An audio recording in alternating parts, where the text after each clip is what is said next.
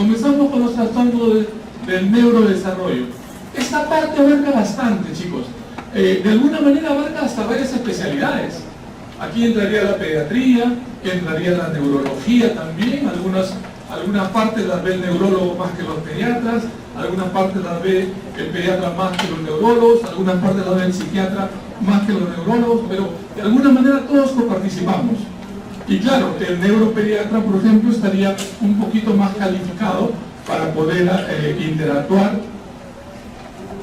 Vemos la primera, por favor. Los trastornos del neurodesarrollo desde el nacimiento hasta cumplir los 18 años, pues todo lo que abarca la psiquiatría del niño y del adolescente, chicos. Seguimos.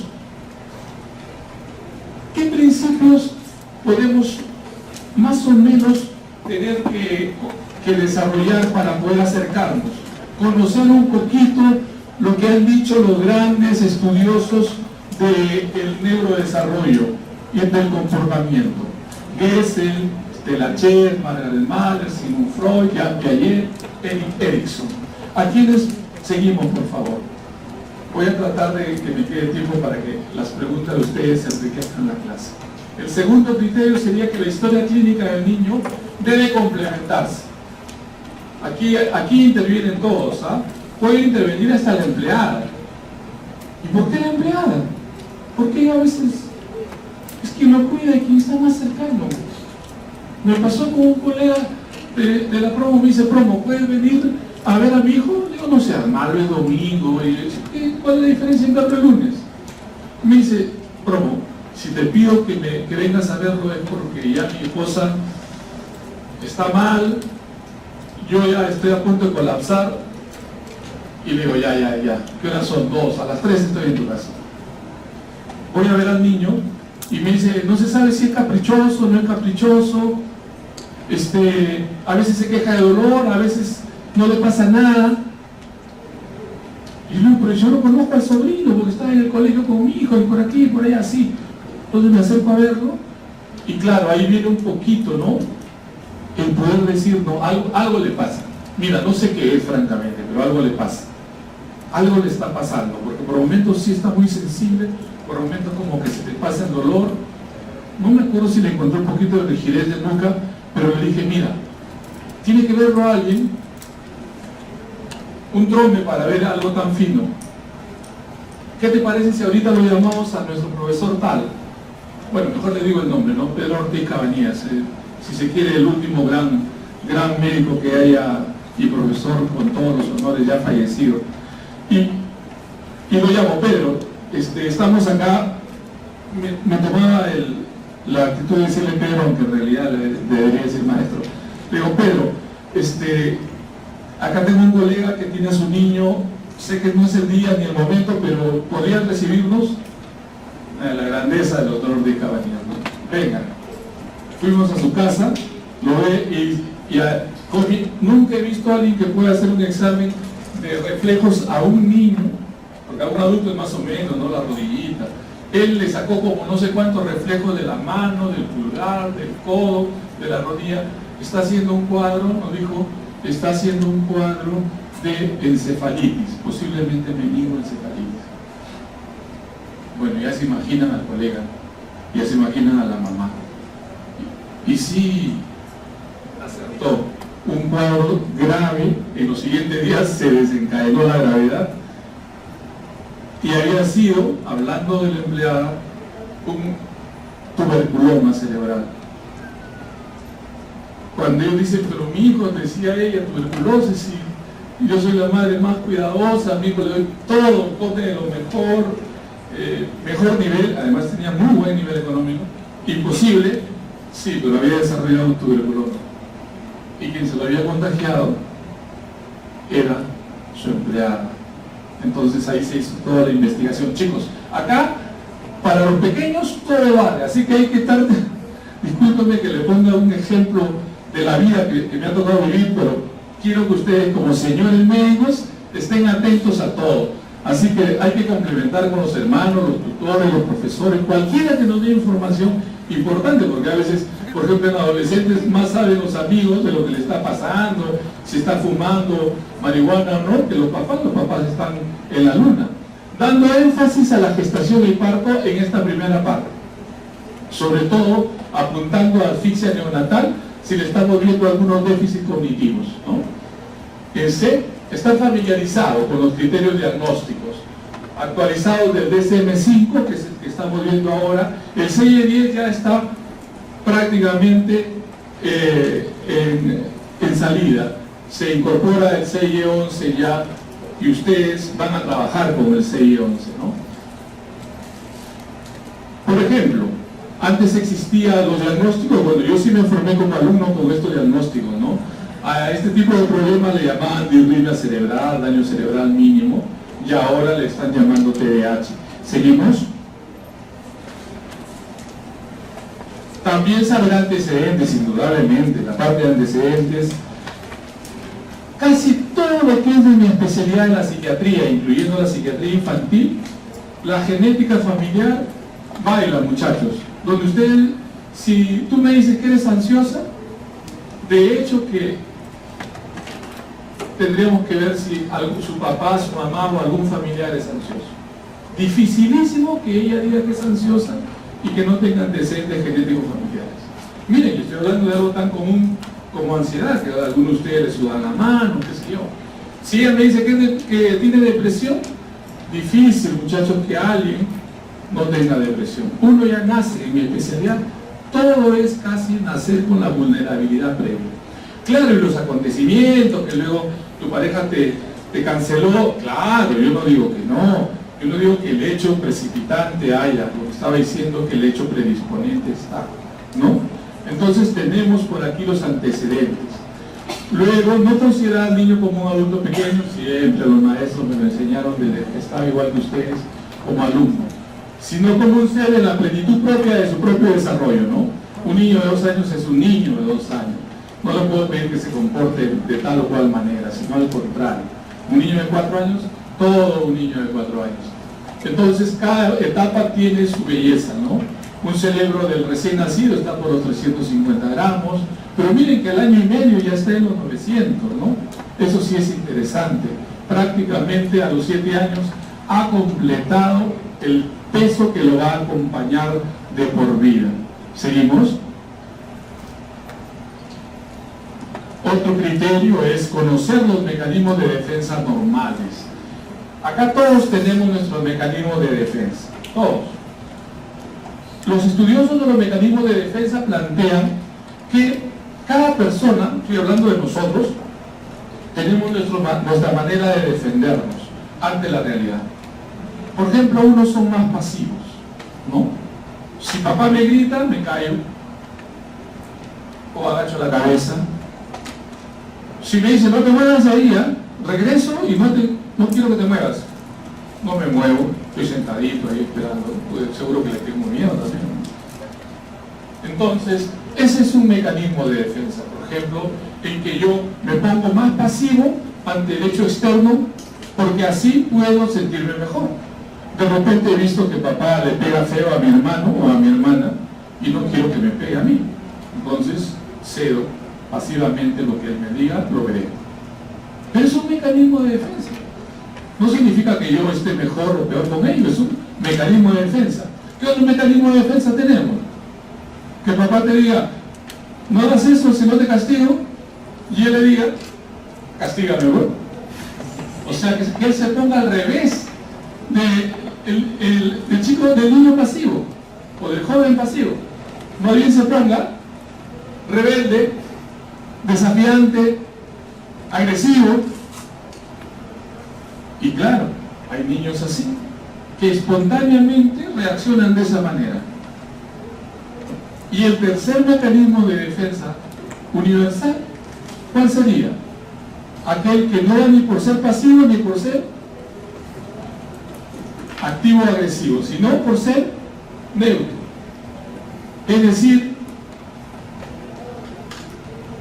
si escucha que papá está entrando y todos los hermanos le dicen, él toma su distancia, se sube a su cuarto, se encierra ahí. Entonces, siempre va a ser un niño que parece frío. No se integra. Cuando lo llaman a los grupos, oye, ven, corre acá, vamos a tomarnos la foto. Oye, anda, entra a bailar, mira, todos los niños están bailando. ¿El qué va a decir? No, yo voy a mirar nomás. Difícilmente se integra, mantiene su distancia. Parece frío, en realidad no es frío este niño. O alguno de ustedes que ha sido esto, no son fríos, sino que ese mecanismo le sale más natural. Parece indiferente, no son indiferentes, es solo un mecanismo de defensa. Y estos son para los niños, cuando los observen, ¿a qué tienen? A ver, si yo les preguntara aquí a este pequeño grupo, ¿qué mecanismo utilizas? Al toque, pues no lo piensan, pero si lo piensan lo racionalizan. Ya ahí entramos en psicoanálisis, ¿no? Porque ya se racionaliza, empieza a pensar mucho, si digo esto, ¿qué van a pensar de mí? No, pues así nomás. ¿Qué mecanismo utilizas? El primero, la pasividad y sumisión. Tú, ¿sabes? El de neutralidad y diferencia, ¿ya? ¿Ah? Neutralidad, te pones. Ustedes saben una vez, las tres, ¿ya? Bueno. ¿Qué mecanismo utilizas? Sumisión, neutralidad, ¿ya? Miren, como todos, de alguna manera estamos yendo igual que estos niños, ¿no? ¿Por qué? Porque hasta el presente, lo seguimos usando, por si acaso. Ojo, no es que cambiamos en la vida, no, chicos. Nuestra actitud propia está acá y seguimos siendo así. Todos los patas pueden estar ahí y uno está un poquito más distante. ¿Por qué? Porque desde niño he acostumbrado a guardar distancia. No es que disfrute menos o más, no, los tres disfrutan. Si viene el papá borracho y los tres hermanitos, ¿cómo saldrían corriendo o cómo actuaría cada uno? Vamos a suponer que son tres hermanitos, que cada uno tiene un mecanismo. Viene el papá borracho, le avisan, oye, tu papá está borracho, se ha caído en el parque, está ahí tirado. ¿Qué creen que hace el primero? ¿Qué hace el primero? Por la lógica, ¿no? ¿Qué hace el primero, hijo? Le dicen, tu papá está borracho. ¿Y qué va a hacer él? ¿Ah? Se esconde, no tanto. Acá está el papá herido, ¿no? Está borracho, claro que si viniera a pegarle se va a esconder, de hecho. Pero en este caso, ¿qué creen que hace el sumiso? Se va a ayudarlo, claro. Sale de la casa ahí, se va a verlo. Capaz llora, papito, ¿qué te pasa? Si puede, trataría de ayudarlo a levantarse. Si puede, trataría de ayudarlo a limpiarlo, que de repente ha caído, se ha golpeado. El segundo, ¿qué creen que haría o diría si que le dicen, oye, tu papá que venía borracho, se ha caído en el parque? Que se muera, El segundo, más bien, que se haya golpeado, que se golpee. Peor, ya lo voy a golpear. Yo tenía un chico que me decía, oye, ¿tú qué te practicas? Yo practico artes marciales mixtas, doctor. Ah, sí, oye, tienes 14 años, sí, yo estoy avanzando, que por acá. Pero lo veía pues con tanta intensidad, ¿no? Y le decía, ¿pero por qué? ¿Qué pasa? ¿Por qué tanto? ¿Vas a participar en algún campeonato o algo? No, doctor, lo que pasa es que mi papá es bien agarrado, es saltazo, no, pero ya me falta poco, dentro de poco que ya sepa que le voy a dar, me voy y le doy duro. Pues miren, ¿no? Seguro que tenía el segundo concepto, ¿no? Y no lo había logrado procesar y le estaba dando curso a su actitud, a su mecanismo de defensa y con toda la gana de pelear, ¿no? ¿Qué haría el chico el tercer mecanismo? Chicas, ¿ustedes qué creen que harían? Que me han dicho más o menos. Su papá se cayó en el parque, les avisan. ¿Qué hace el tercer chico? ¿Ah? Por supuesto. Sigue viendo televisión. Ah, bueno, ya se levantará, seguro, pues. En algún momento. Mira, con él no es. Quizá por dentro algo se le movilice, pero en esencia no se va a levantar o va a dejar de hacer lo que está haciendo. En esencia seguirá leyendo, o seguirá viendo tele, o seguirá... Listo, seguimos, por ejemplo. Hitos del desarrollo del comportamiento normal. Como es mucho esta parte, es demasiado amplia, porque imagínense si nos tuviéramos que soplar todo lo que hicieron cada uno de los autores. Me voy a poner solo en el ejemplo de que sea un niño de 2 años. ¿Qué habría dicho cada uno de ellos? ¿Sí? Como ejemplo, ¿de acuerdo, chicos? ¿Qué habría dicho fulano a los 2 años, nada más. Ojo, porque a veces algunos chicos, cuando les he preguntado en el examen, se han confundido con 4 años o 6 años. No, este ejemplo es solamente para ver qué dice cada uno. Veamos. Gesell y Estela Che, si un niño tiene 2 años, dicen que en su conducta motora ya corre perfectamente sin caerse, ¿no? Y esto ya lo hace casi desde el primer año en que el niño comienza ya a aprender a caminar y va aprendiendo, pero ya a los 2 años puede correr sin caerse. Salvo que tenga problemitas pues de planta de los pies, biplano, semiplano, cabo, precabo, y esa es otra cosa, ¿no? Ya da patadas a balones grandes, lo pueden ver si tienen algún hermanito menor o tienen por ahí ya un sobrinito. Sube y baja las escaleras solo, desde antes del año ya el bebito que se arrastrando se sube y baja, ¿no?, las escaleras. Y ya a los 2 años ya lo puede hacer solo con cierto criterio adecuado. En cuanto a conductas adaptativas, ¿qué dicen ellos? Que construye una torre hasta de 6 cubos, que imita trazos circulares y verticales, por eso pues, cuando uno va al colegio a esta edad, al nidito o kinder, pre-kinder, es lo primero que le empiezan a enseñar, ¿no? Y ya comienza a usar el no. Y el mismo niño del gatito está ahí jugando con su papá, ¿no? Haciendo ejercicio con su papá. ¿Seguimos? Margaret Mahler. ¿Qué diría de un niño de 2 años Margaret Mahler? Ella, dentro de su teorización, ella tiene, cada uno de ellos tiene toda una teoría del desarrollo. Dentro de la teorización de su desarrollo, Margaret Mahler dice que el niño está en la fase de consolidación y constancia del objeto, ¿no? Estas formas y maneras de decir muy propias. Y representa esta fase que disminuye la ansiedad de separación. Normalmente el niño cuando mamá sale, ¿qué hace? Llora, ¿no? El niño llora. Pero en este caso dice que el niño puede adaptarse ya, porque sabe que mamá volverá, ¿no? Antes, mientras más chiquito es, por ejemplo, basta que mamá pase una pared y desaparezca, el niño ya llora, ¿no? Ahora sabe que mamá va a regresar. Admite la presencia de sustitutos, que puede ser la abuelita, el tío, la empleada. Aumenta la tolerancia a los retrasos y la separación de mamá. Hay niños tan ansiosos, se acordarán cada uno de ustedes cómo han sido, que cuando papá tenía que regresar o mamá tenía que regresar, dice, ¿a qué hora regresa? A las 5 regreso, hijito, del trabajo. 5:30 ya puedo estar acá. Ya desde antes de las 5 comienzan a entrar en ansiedad, ¿no? A las 5 ya comienza, 5:15, wow, 5:30, ya creen que lleguen. No sé si les ha pasado así cuando eran pequeñitos, pero hay niños que lo toman a la letra, ¿no? Y si mamá se demora un cuarto para las 6 o las 6 de la tarde, olvídense. Ya comienzan a estar ahí lloriqueando o ya comienzan a ponerse irritables, ¿no? Capacidad de resolver crisis y recibir gratificaciones. Por eso es que la terapia de la conducta, ¿no?, donde le dicen a la mamá, premielo si se porta bien, y hágale alguna forma también de no premio, como el celular famoso, no quítele el celular si se porta mal. Entonces ya hay el aprendizaje de estas enseñanzas. ¿Seguimos? ¿Qué dice Sigmund Freud de un niño de 2 años? Aunque si fuera censo estricto, al decir Sigmund Freud tendríamos que decir de 2 a 3 años, porque para él abarca esta área, no es solo 2 años.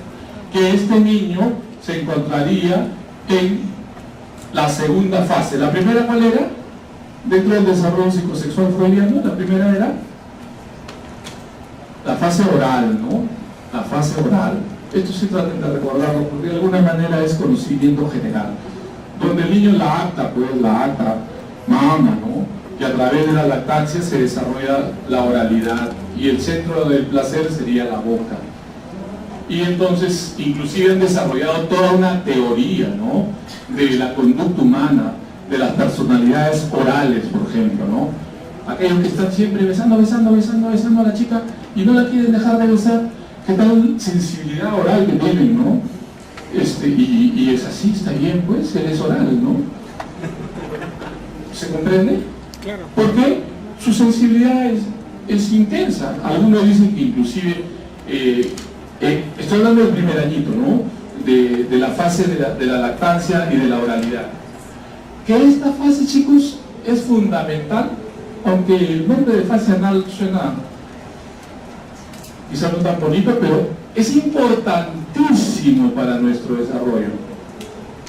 ¿Por qué? Porque acá se incorpora ya algunos rasgos de nuestra personalidad que nos van a acompañar toda la vida.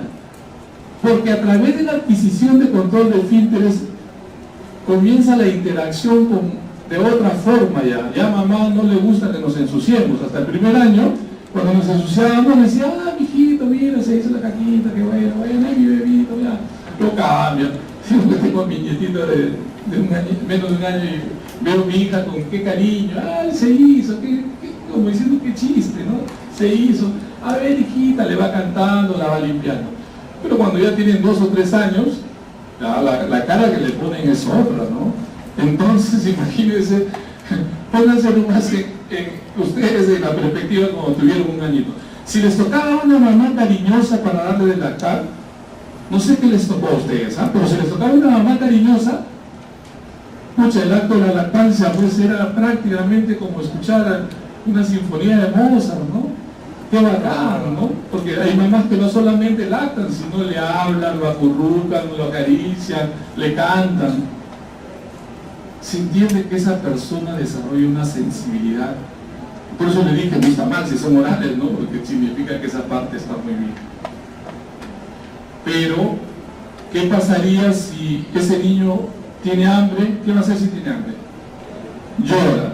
Y mamá está muy ocupada porque tiene otros 2 niños que atender, o el esposo es muy gritón, y si llega la hora y no está la comida, ella va a recibir gritos de él más bien, y entonces la mamá no va. ¿Qué va a pasar con ese niño si la mamá no va? Va a seguir llorando. Y entonces para él tener apetito va a significar ¿qué cosa, hija? Sufrimiento. O sea, el alimentarse es equivalente a sufrir. Y entonces podrán entender a muchos chicos o chicas que cuando crecen van a desarrollar conflictos frente a la comida. Y no es solo por la figura, es porque llevan profundos conflictos no resueltos frente al hecho de alimentarse. Entonces, en esta fase, ¿qué rasgos de personalidad se van a incorporar para nosotros? Así nomás, a ver, díganme alguno que creen. Imagínate, Flaco, te toca una mamá, a ver, una mamá buenaza, hijito, te ensuciaste, ya, mire, hijito, siéntate, por favor, así, no tengas miedo, y tú tranquilo, estás aprendiendo, pues no, también vas a ser papá y vas a tener que, tranquilo, hijito, sienta. Hay niños que sentarse, olvídense, les parece una tragedia, tienen muchísimo miedo. A mí al menos hasta los 3 años, olvídense, no lo sentaban por nada. Pero te tocó una mamá muy afectuosa, con mucho soporte social, y tenía paciencia y todo. Entonces, ¿qué crees que va a desarrollar para ti eso? En tu personalidad, mucha confianza en ti mismo, ¿no? ¿Qué va a pasar si le toca a una mamá pues recontra? Ya apúrate, hijo, ¿qué no sabes hacer esto? ¿Qué tonto eres? Oye, no te ensucies ahí, tengo que lavar otra vez tu ropa. ¡Wow! ¿Qué va a suceder, amigos?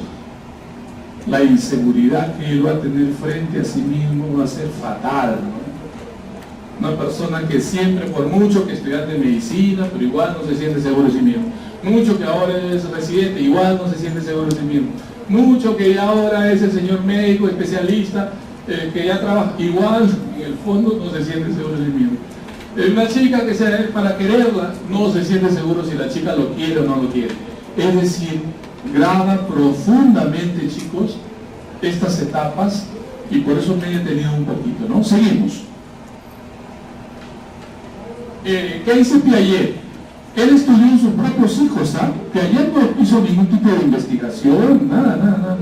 Piaget, que era médico, algunos creen que es psicólogo, no, médico, pero que también desarrolló psicología, y él estudió a sus propios hijos, y a través de sus propios hijos hizo una teorización que hasta ahora sigue vigente en cuanto a lo que es el desarrollo intelectual de un niño. Dice que un niño de 2 años entonces está en fase preoperacional, es decir, que es más egocéntrico, tiene pensamiento mágico. Si le dicen al niño que en realidad la luna es un queso o una pelota, hasta ahí el niño lo asume nomás, la luna es un queso, es una pelota. Muy bien, seguimos por favor. Erik Erikson, un trome, ¿no?, de la misma línea, pero aportó algo diferente. Erik Erikson se alejó un poco de la línea de Freud, que todo lo veía conflictos sexuales no resueltos, y se puso a plantear algo de Erik Erikson. Tenemos que a esta edad, en el primer año de vida, una buena resolución del vínculo madre-niño le da a la personalidad la confianza y desconfianza básica. Y el segundo año le da la autonomía versus inseguridad. Es decir, las personas que no tienen vergüenza versus los otros que siempre están con temor o con vergüenza o con duda. Seguimos. De Erikson, chicos, les he puesto todo. Este es el único del que les he desarrollado todo, aunque sea lo que digo de todas las fases de la vida, ¿ya? Por ejemplo, del 3er al 5.º año dice él que se debe desarrollar. Entonces, recordamos, en el primer año de vida, confianza versus desconfianza, haber resuelto. En el segundo año de vida, ¿qué se incorpora en nuestra personalidad?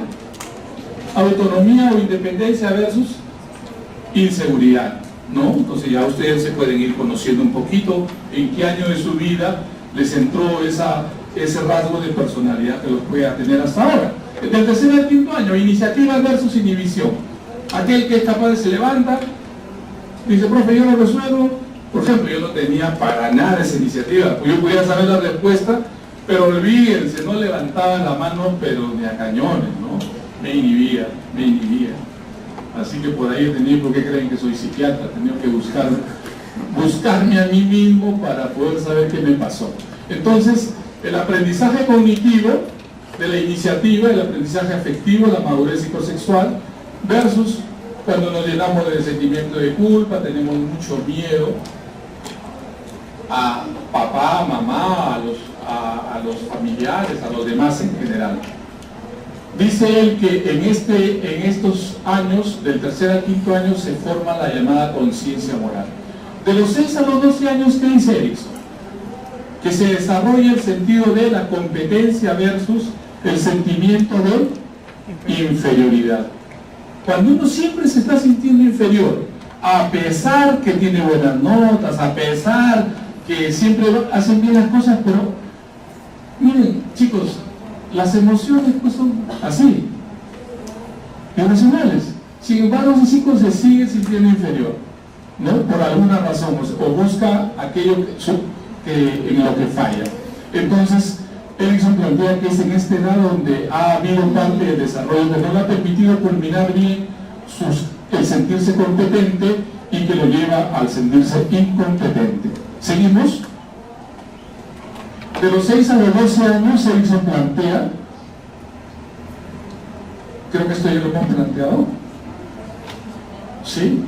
Inicio del escolar, del aprendizaje sistemático asociado al sentimiento lúdico. ¿Ya? ¿Seguimos? De los 12 a los 20, dice que en este lapso, en realidad sería pues lo que sería la adolescencia plenamente, ¿no?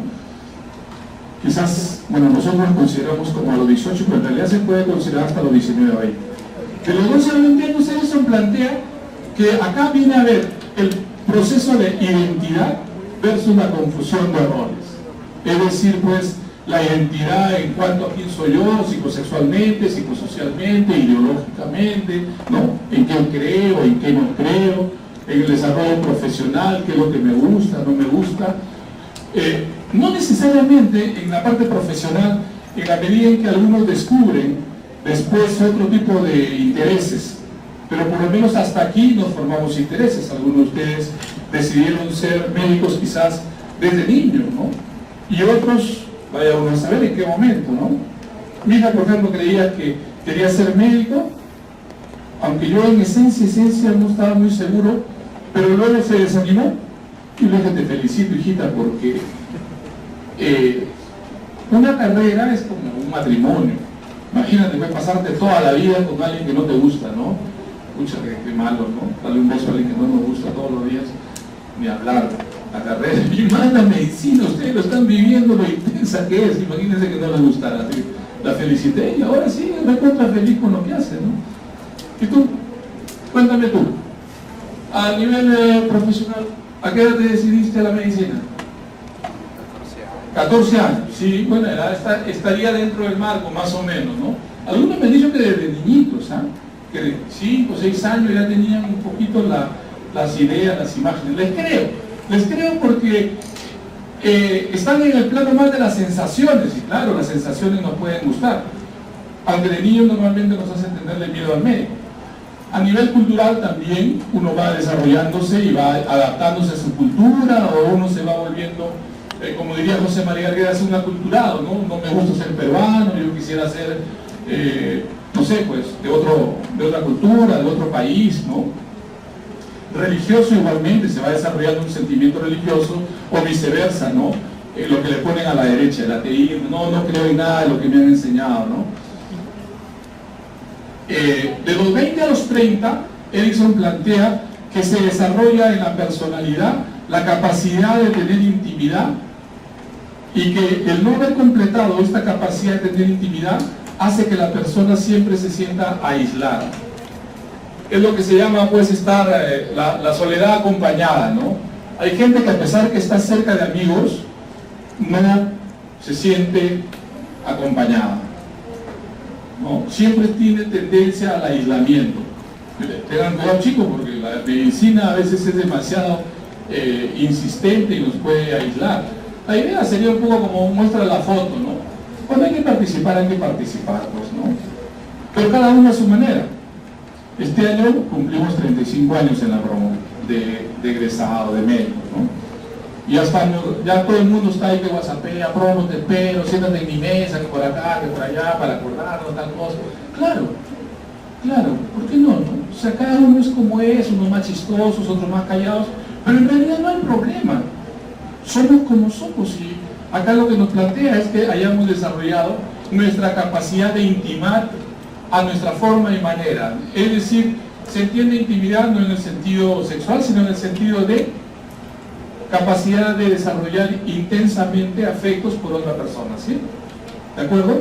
O el no haberlo desarrollado, el sentirnos siempre distantes de otra persona.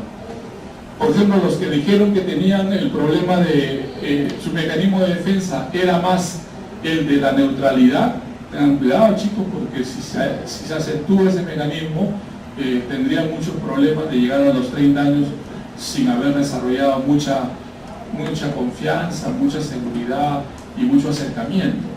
Entonces se supone que desarrolla, la persona que tiene intimidad tiene que desarrollar una relación sexual saludable, confía y se dona a sus amigos, en fin, a los grupos, tiene capacidad de fidelidad y compromiso, versus el que no lo ha completado, según Erikson, va a tener mucho aislamiento afectivo, ¿no?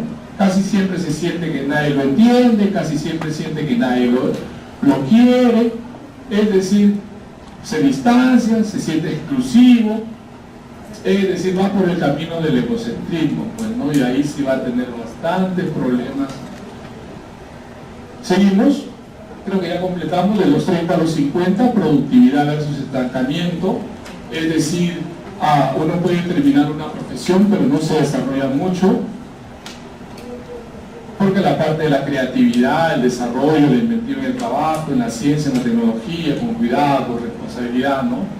Ya deja de ser un poquito el yo soy para ser parte del nosotros somos, ¿no? En cambio, dice Erikson, el que no logra desarrollarse, aunque tenga 50 años, tiene una falsa capacidad de intimidad, parece como que quiere, pero en realidad nunca se dona, nunca se entrega, siempre está calculando.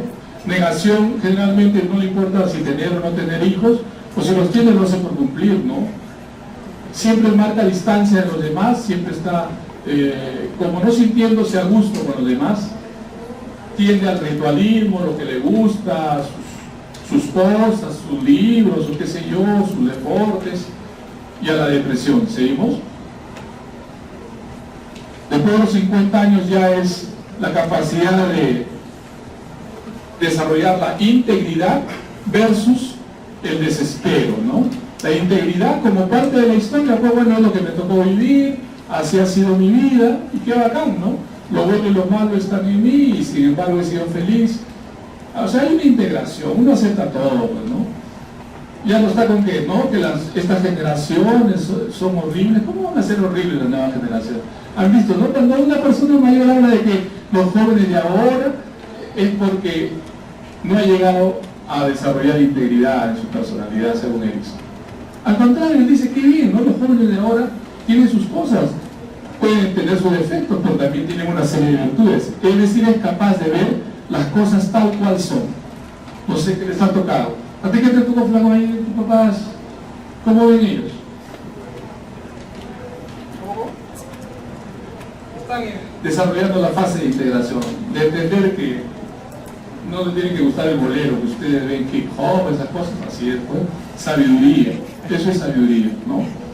Y el no lograrlo significaría vivir siempre con desesperanza, con temores, con dogmatismo, rigidez, coerción, tienes que hacer esto, ¿no? Hija, tienes que hacer así. Hoy día atendí a una chica que había hecho sus estudios universitarios en Francia, había hecho 2 diplomados, ¿no? 2 maestrías, aparte de su carrera en Francia. Y sin embargo su mamá, a los 28 años, acompañándola y quejándose que mi hija es así, insegura, tal. Es decir, la mamá solo me hablaba de los defectos de su hija. Dios santo, decía yo, si ella fuera mi hija, yo estaría orgullosísimo, pues sí, me parecería pues ya el non plus ultra. Pero sin embargo su mamá la rebajaba completamente a su hija. Entonces eso ya tiene una muestra de esta etapa, pues, ¿no? Seguramente que no debe ser muy feliz con su esposo, ¿no? Su esposo es médico, y seguro que él se dedicará a trabajar en la clínica, en el consultorio, en el hospital. ¿Y qué pasará con la pobre que ha guiado a su hija con tanta fiereza, cuando en realidad tendría que estar totalmente feliz y orgulloso de ella? ¿Seguimos? Y no es broma, su esposo es médico, si lo conozco, que está ahí en el hospital. ¿Seguimos? Bueno, hemos terminado un poquito esta primera parte. Vamos a ver ahora que las discapacidades intelectuales, pues, ¿no? Y vemos a un niño que ya ustedes se dan cuenta que es un niño. ¿Qué tipo de niño es? ¿Ah? No, claro. La discapacidad no está reñida en absoluto con la felicidad. Por eso puede que ustedes ven a veces niños que han desarrollado mucho, y seguro que es porque sus papás también los apoyan mucho. El trastorno de los desarrollos intelectuales, seguimos. Capacidad. La definición de inteligencia, pues según la Real Academia de la Lengua, todas estas categorías de capacidad de entender, comprender, resolver problemas, ¿no? Es decir, esta parte es importantísima, pues, y creo que todos ustedes, para llegar hasta donde han llegado, es porque en esta parte están bien, están como pueden. Seguimos. En más o en menos, pues claro, igual no tenemos que ser inteligentes iguales, pero por ahí estamos. Gardner nos amplió. Este señor sí nos salvó. Me hubiera gustado que lo diga desde cuando yo era niño, porque en mi época, cuando uno en el colegio, en primaria sobre todo, no sabía matemáticas, ¿qué te decían? Burro, pues, ¿no? El profesor, qué humillante, ¿no? Oye, burro, no puedes entender eso. Pero este caballero, Howard Gardner, hizo ver que lo que una persona no entiende en matemáticas, no pasa nada. Puede triunfar más que el chico que entraba a la uni y es ingeniero. ¿Se comprende? Por supuesto, y eso se ve todos los días, ¿no? El chico termina la uni con su título, pero que cerebralmente es pues un genio capaz de resolver los problemas matemáticos más complejos. Generalmente, ¿qué le pasa personalmente? ¿Sociable o poco sociable? Poco sociable. Tiene mucha capacidad de lo que decía Erickson, confianza en sí mismo. Si no tiene sociabilidad, ¿cómo podría confiar? Casi siempre es inseguro. Entonces, cuando va para un trabajo, ¿qué sucede si no tiene ninguna de estas habilidades ericksonianas? No lo aceptan. y puede la empresa contratar a alguien con menos brillantez académica, pero que le resulte mucho más adecuado para su empresa. Quiere alguien que sepa comunicar, quiere alguien que sepa mandar. Él no ha mandado nunca a nadie, él lo ha mandado una vez toda la vida. Entonces, es un problema que ahora la UNI sí lo está tomando en serio. Está empezando a incluir cursos de desarrollo social. Antes todo era física, química, álgebra, geometría, trigonometría. Y ahora ya incluye programas que le permitan a esa persona tener un poquito más de hemisferio derecho. Entonces, él dijo eso, que la capacidad de resolver problemas, ¿no?, o elaborar productos que sean valiosos para una más cultura, eso es inteligencia. Y que tenía una doble importancia, no solo el CI, el coeficiente intelectual, sino que también hay capacidades. Por ejemplo, hay personas muy inteligentes que construyen grandes negocios, ¿no? Creo que los más grandes millonarios del mundo no terminaron sus carreras, ¿no? Sí, estamos hablando de Apple, ¿cómo se llama? Bill Gates no terminó su carrera, ¿no? No terminó. ¿Cuál no? Steve Jobs también, creo, ¿no? Excelente, los dos. También Bill Gates, Microsoft, ¿no? Y Steve Jobs no terminaron su carrera, se retiraron antes, ¿no? Y creo que ahorita no sé si Zuckerberg también, ¿no es cierto? Entonces miren, lo que estamos diciendo se corrobora con la realidad. Y las capacidades, pues esas destrezas que se pueden desarrollar. De manera que ya viene ahora, ya empezó a surgir en la década del 60 la comprensión de la llamada inteligencia emocional. Y Gardner planteó que las 7 capacidades que se pueden desarrollar como inteligencias también era inteligencia musical, lógico-matemática, pero que la lógico-matemática era solo un tipo de inteligencia, nada más.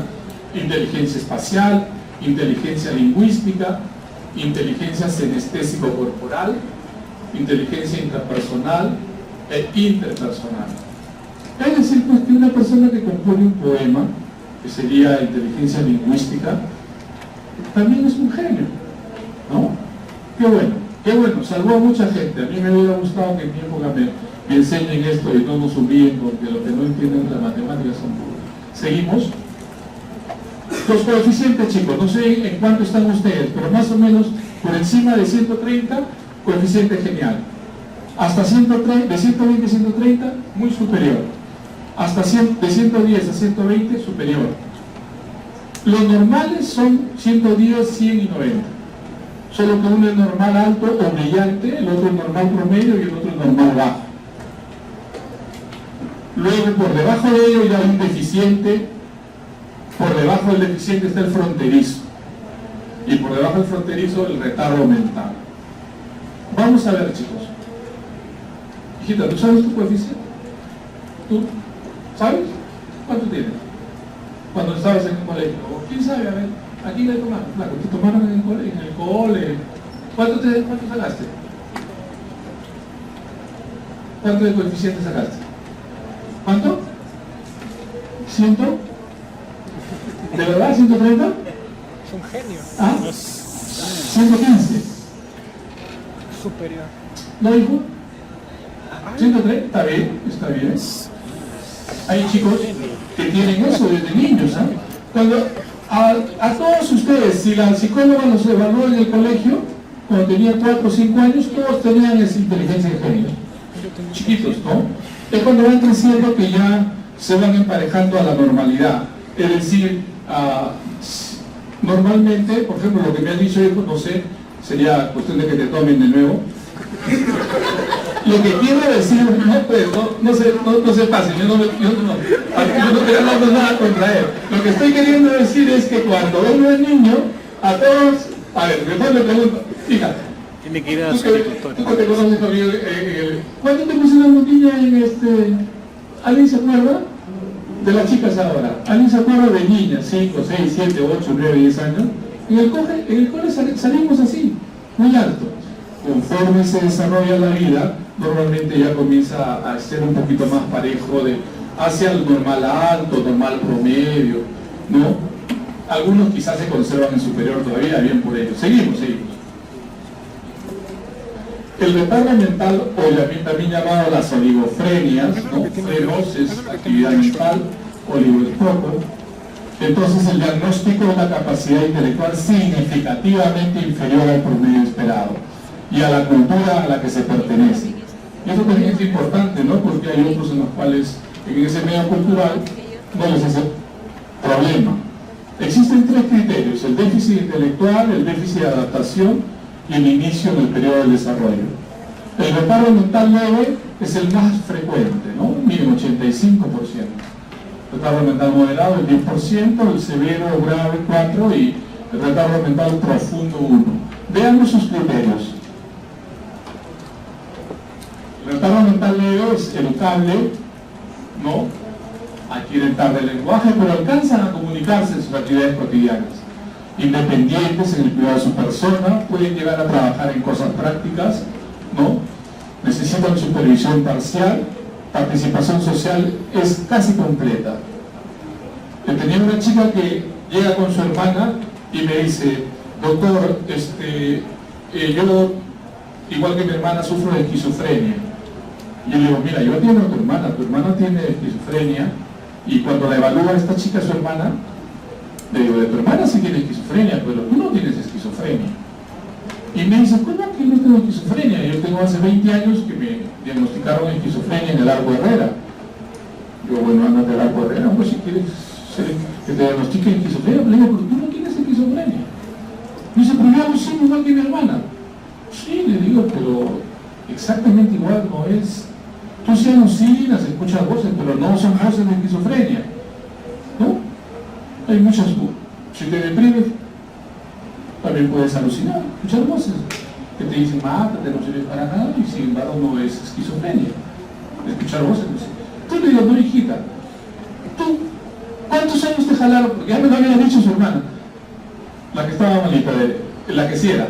Entonces, y como salía, dije: a ver, ¿hasta dónde la llevo a un callejón sin salida de esta chica? Pero ¿cuántas veces te jalaron en primaria? Ah, me jalaron 3 o 4 veces. ¿Cómo hiciste la secundaria? Ah, como me jalaron en el primer año, hice, ¿cómo es esa forma actual de ir una vez a la semana, nomás creo, a presentar sus tareas? ¿Cómo le llaman? Acelerado, creo, ¿no? Ya, me hice acelerado. Y digo: ¿quién te hacía las tareas? No, mi mamá me ayudaba. O sea, algo que tú no hubieras podido pasar.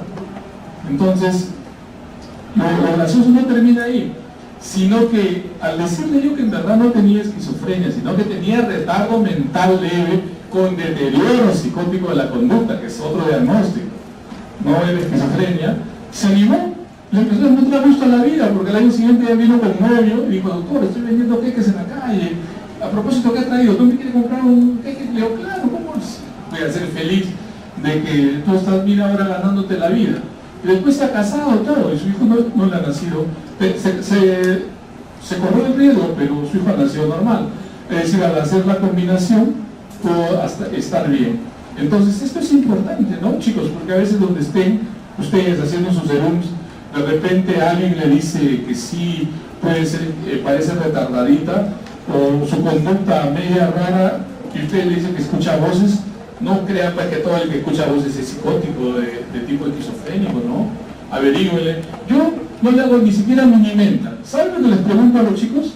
Le digo: mira, 100 menos 7 es 93, ¿no? Los que están conmigo los que habrán visto, y vieron que de inmediato empezó a fallar, ¿no? Le digo: mira, 100 menos 7 es 93. Tú sigue ahora, porque se supone que has terminado secundaria. Le digo: 93 menos 7. Le digo: ayúdate con las manos si quieres. Más aún, tómate todo el tiempo que quieras. O sea, no la presiono, porque hay gente que por emotividad se puede bloquear. Y comienza a intentar y no, pues, no la dan, normalmente me dicen otro número. Y luego le digo: ya, ese es número menos 7, y me doy cuenta que sigue sin acertar, ¿no? O sea, que uno se va dando cuenta ahí nomás. En menos de un minuto tengo la claridad que hay un déficit cognitivo. Y hasta ya me acerca a la rapidez con la que lo resuelve, o la cantidad de fallas ya me acerca a si es leve, moderado. El severo profundo ya no lo necesito, porque severo profundo se notan de inmediato, pues, ¿no? Seguimos. Entonces los retardos mentales leves son educables. Los retardos mentales moderados son entrenables, ¿no? Se les puede entrenar para una serie de cosas. Hay uso más limitado del lenguaje y su comprensión. Los trabajos son un poquito más simples. Quizás al primero se le puede enseñar cosas básicas de cocina, pero acá sí, y si lo dejan en la cocina les va a quemar todo lo que le enseñe. Trabajos muy simples, quizás más de limpieza, o lleva, me trae, me sube, me baja.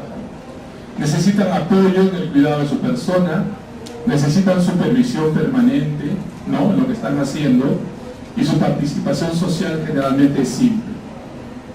Seguimos.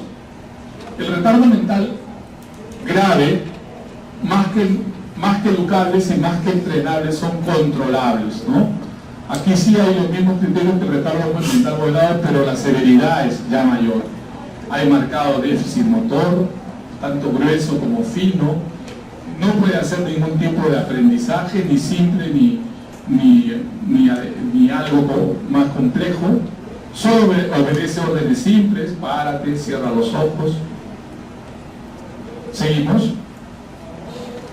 Y en el profundo no obedece ni siquiera órdenes simples, pues, ¿no? Su movilidad incluso está restringida, permanece en cama, en silla de ruedas. Ya ustedes se dan cuenta que el déficit neurológico acá, el daño orgánico cerebral normalmente es grande. Casi siempre la asfixia neonatal ha sido severa, por cualquier otra causa. Puede haber sido un accidente, no, el niño pudo haber sido normal, pero el accidente lo deja con un cuadro muy severo de este tipo. Lenguaje incomprensible, solamente onomatopéyico, ¿no? Que si bien es cierto, la mamá le puede entender sus sonidos, es increíble la mamá, ¿no? Le pueden entender sus sonidos, pero así nomás las demás personas no pueden saber qué está diciendo. Seguimos. Los retardos pueden subclasificarse sin deterioro de la conducta o con deterioro significativo de la conducta. Cuando hay las evaluaciones de discapacidades, yo le digo a mis médicos, ¿qué le has, doctor, está haciendo su trámite el papá porque quiere que su hijo, cuando él muera, quiere que le herede ¿cómo se llama?, la pensión por discapacidad? Ya le digo, ¿qué le han puesto? Retardo mental moderado. Le digo, con retardo mental moderado no alcanza a ser pensionable. Solo, puro. No me dice, a pesar que tiene retardo, le digo, sí, porque de acuerdo a las tablas actuales, solamente alcanza un porcentaje de déficit que no es pensionable. Pero si tú le pones retardo mental moderado, con deterioro de la conducta, alcanza justo el puntaje para que le paguen su pensión. Pequeños detalles, pero que hacen una gran diferencia. Ese padre se puede morir tranquilo sabiendo que su hijo no va a quedar desamparado.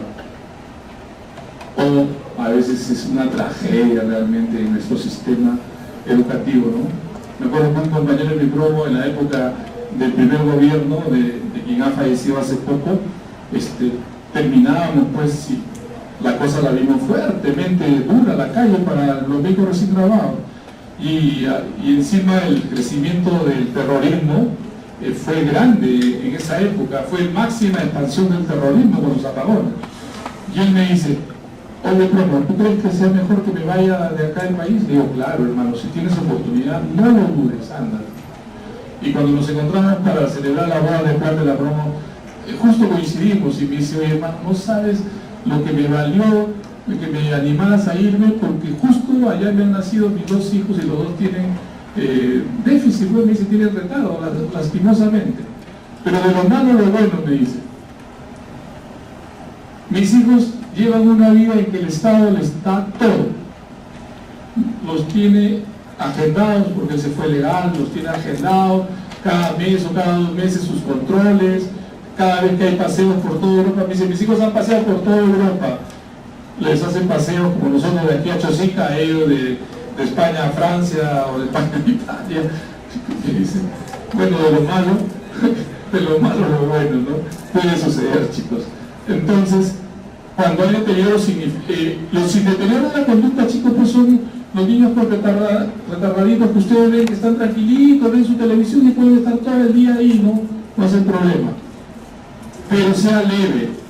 Si tiene deterioro de la conducta, aún un retardo mental leve es recontra problemático. Se pone agresivo, violento, amenazante, o retardo mental moderado. Con deterioro de la conducta ya la cosa se pone complicada, porque puede golpear, puede coger un aparato o un objeto con el que puede herir o hacer más daño. Entonces estos chicos, como les decía, pueden ser confundidos, ¿no?, con esquizofrenia u otros, y necesitan medicación. Lo bueno es que en menos dosis, ¿no? Una persona con retardo, a pesar que tienen deterioro de la conducta, las dosis que siempre le digo a mis médicos, ¿por qué le he dado tanto? Le digo, pruébale la mitad o pruébale la cuarta parte. De repente con esa dosis ya es suficiente. ¿Y por qué? Hija, si ella tiene retardo y le doy un medicamento, un antipsicótico típico como risperidona, que interfiere con su intelecto, lo aplano más.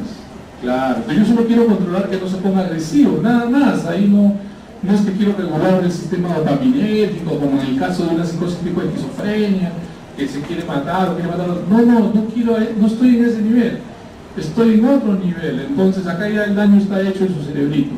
Y a veces con dosis bajitas, si te toca dar, prueba bajito. En el último de los casos tienes opción de aumentar. Pero si con dosis bajitas la solución de ese problema, calidad de vida. Mucha calidad de vida. ¿Seguimos? Prevalencia, factores de riesgo y pronóstico, prenatales, ¿no?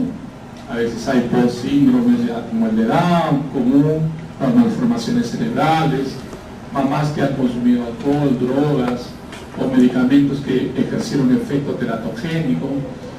Y los postnatales pues incluyen una variedad de acontecimientos en relación con el pre y postparto, ¿no?, que pueden producir hipoxia o asfixia neonatal y la encefalopatía correspondiente. Las infecciones, ni hablar, chicos, suceden, ¿no? Hoy día les recomendaba a una chica, me dice, es mi técnica de enfermería en el servicio, y yo trato de que ya le pase a un tipo de contrato más estable, y me dice, todavía mi esposo no se anima a gestar. Y le digo, ¿tienes perros? ¿Tienes gatitos? Él me dice, sí. Le digo, mira, no es que yo esté en contra de los animales, al contrario, los animales son parte de la historia de nuestra familia, pero eso después que tengas tu hijo, le digo, antes toma todas las precauciones. Y lo he visto, chicos, ¿ah? Lo he visto, lo he tenido que vivir en carne propia para darle esa precaución mínima, ¿no? Que si va a iniciar procesos desde la gestación, luego el embarazo y todo lo demás. Me pasó con una coleguita de mi grupo, en la iglesia en la que participo, son catecúmenos, yo a luz aquí nomás al frente y me llaman, ¿no? Me llaman para una opinión, pero en verdad era que el médico quería conversar conmigo para ver cómo le transmitíamos el problema, ¿no? Y como el médico era amigo, nos conocieron, me dice, fue él me ha dicho que te conoce. Le digo, sí, claro, la quiero mucho a esta hermanita menor. Y me dice, ¿qué le pasa? Ella se casó con un chico de la selva, se han ido a vivir a Pucallpa, ahí criaban animalitos de todo tipo y le ha tocado toxoplasma. Bueno, muchachos, el cerebro se lo había hecho leña a ese bebito, ¿no? Hasta ahora vive, la niña está por los 8 años. De normal vive porque los cuidados de la madre son extremos, porque de normal no viven tanto, pero ciega, ¿no? Escucha sonidos, sería un retardo mental profundo desde ese punto de vista, ¿no? Y el daño, imagínense que puede hacer, si lo ven ahí, sí, chicos, lo toman en cuenta lo que les está diciendo, el citomegalovirus, el toxoplasma, pueden ser muy dañinos. Y las causas traumáticas por el uso de force es bueno. En cuanto a género, sí, varones predominantemente 1.6 a 1. ¿Seguimos? El diagnóstico diferencial con los trastornos mentales orgánicos. Normalmente la diferencia esencial es que en el retardo mental por lo anterior es desde el nacimiento. En cambio, este trastorno mental orgánico, el niño nace sano, pero alguna enfermedad a los 4 años, 6 años, 8 años, una meningitis, un accidente de tránsito, en fin, queda con secuelas que después ya pues le pueden dejar retardo mental posterior. Los trastornos del espectro autista, sobre todo cuando están en sus formas leves de autismo, pueden confundirse, porque si son formas severas de autismo ya no habría confusión. Psicosis infantiles también en sus inicios pueden confundirse. Seguimos.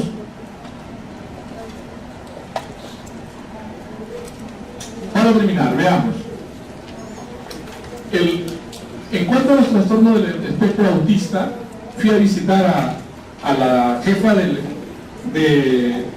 Instituto Nacional del Niño, pues, en la parte de salud mental, y le pregunto, oye, ¿cómo va el autismo? Y me dice, antes el autismo estaba fuera de las 10 primeras causas de atención de este hospital. Ni siquiera estaba entre los top 10. Y me dice, ¿sabes qué lugar ocupa ahora? Yo no tengo la menor idea. Tercer lugar de consultas que recibimos en la estadística de todo el año es por autismo. ¿Qué creen que ha pasado, muchachos? ¿Por qué tanto autismo ahora cuando antes?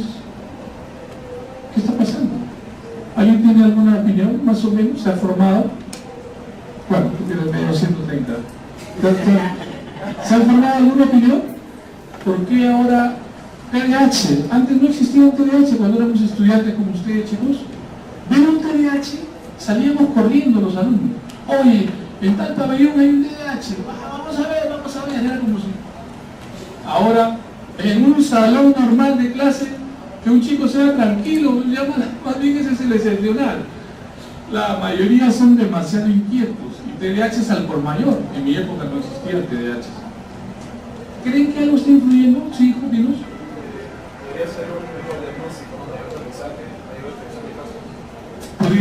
Podría ser un factor, pero acuérdate que si bien es cierto es un criterio, normalmente un autismo cuando ya pasa los 5 o 6 años ya todo el mundo se da cuenta. O sea, podría ser, pero me da la impresión que hay otros factores. ¿Cuáles creen? ¿Por qué tanto TDAH? ¿Por qué tanto autismo? ¿Tú? ¿Sí?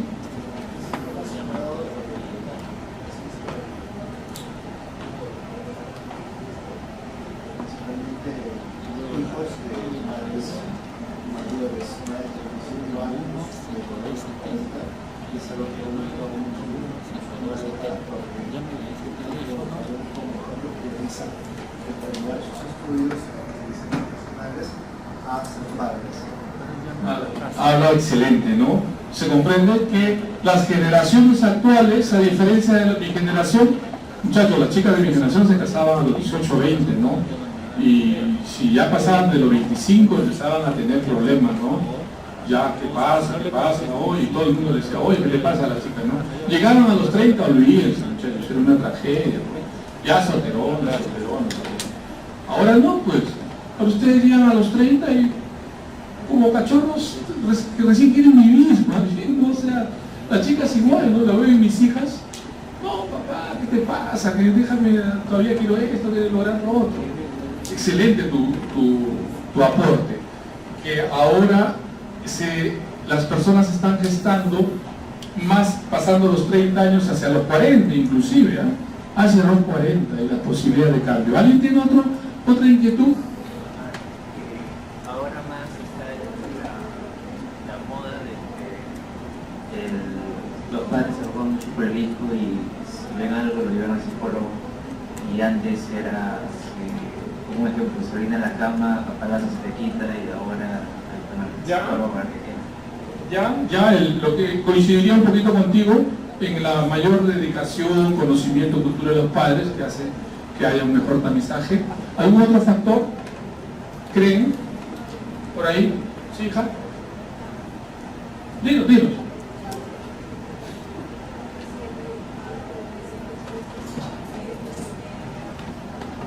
Había escuchado que cuando los niños están siendo expuestos a medios multimedia y como que no fijan la atención desde pequeños, llega un momento en el que cuando les piden que fijen su punto de atención en algo, como que se les dificulta, y seguir instrucciones también. Excelente, hija. Eso aunque todavía no está precisado porque el poder económico de los medios de comunicación es tan grande, pues que si algún estudio va a querer ir en esa dirección, ellos van a sacar otro estudio que no es cierto, que lo pone en duda, ¿no es cierto? Pero sin embargo ya se sabe, los chicos actuales hasta duermen con el celular en la oreja, ¿no? Esa no, sí, de hecho que ha salido.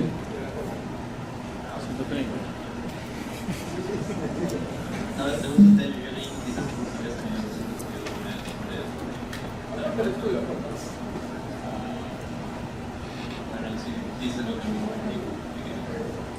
tal profesor de determinada edad, porque ahora los padres estimulan a los niños con iPads o minuto y todo desde los Nosotros los papás, ¿no? El colegio, todos los chiquitos No he escuchado lo que dice creen que 130. la tecnología es prácticamente absolutamente necesaria. El niño si no tiene con ello puede. ¿Algo más? puede desarrollar distintos Luis Serapes 200, 250 mínimo, ¿no? Si ese es 130, Luis Serapes. Y el regreso a la importancia del ojo como órgano de captación de la atención, ¿no? Normalmente en estas edades a veces antes era un poco más importante también la audición, pero casi todo está regresando nuevamente a lo visual, ¿no? Si un chico se le quiere hacer escuchar un tipo de música muy tranquila, se aburre, o sea, increíble, pero se aburre, ¿no? ¡Wow! Lo que les espera, chicos, lo que les espera. No sé qué van a hacer con sus hijos. ¿Otro factor? Creo que hay otros factores. ¿Piensan ustedes que la nutrición ha cambiado? De hecho, chicos, la nutrición ha cambiado desde fines del siglo XIX con la revolución industrial. Ya a comienzo del siglo XX ya no se comía lo mismo. Los pollos nomás que nosotros comemos, los famosos pollos Kentucky Fried Chicken de Rockefeller, ¿se acuerdan? Él hizo que un pollo que de normal era de un tamaño y de un peso, desarrollaran genéticamente para los pollos actuales que todos comemos, ¿no? Pollos transgénicos. Y de ahí todo lo que se come es transgénico, la palta, toda la fruta que comen es transgénica. Acá en el Perú todo es transgénico. Si hay algo no orgánico, difícil, casi siempre lo mandan al extranjero porque ahí les van a pagar bien por algo no orgánico. Pero lo que comemos nosotros todo es transgénico. Y en mi opinión puede estar jugando un rol que no lo sabemos, pero y un último rol, cree que el cambio climático puede estar afectando.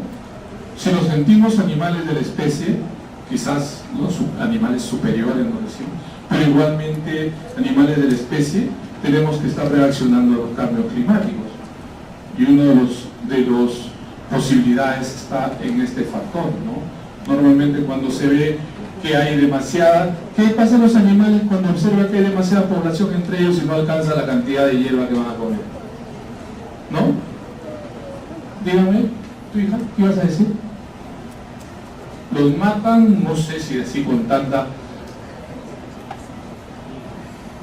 ¿Qué creen que pasa? Vamos a suponer. ¿Qué creen que pasa, chicos? Los animales nomás cuando ven que no va a haber mucha... no se reproducen, pues.